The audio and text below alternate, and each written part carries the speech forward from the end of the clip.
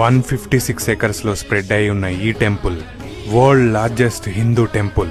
81 ఆలయాలు, 39 మండపాలు, 21 గోపురాలు, 7 ప్రాకారాలు కలిగిన ఈ ఆలయాన్ని చోళులు, పాండ్యులు, హోయసల, విజయనగర సామ్రాజ్య రాజులు కలిసి తరాల పాటు నిర్మించారు.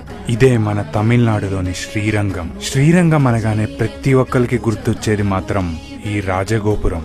ఇది నిజంగా గోపురాలకే రాజు. 13 అంతస్తులు, 236 అడుగుల ఎత్తుతో ఉన్న ఈ గోపురం ఏషియాలోనే అతిపెద్ద గోపురం. అయితే ఇది నిర్మించటానికి దాదాపు 400 ఏళ్లు పట్టింది. ఇంత అద్భుతంగా కలియుగ వైకుంఠంగా పిలువబడే ఈ ఆలయానికి ఒక విషాదమైన చరిత్ర కూడా ఉంది.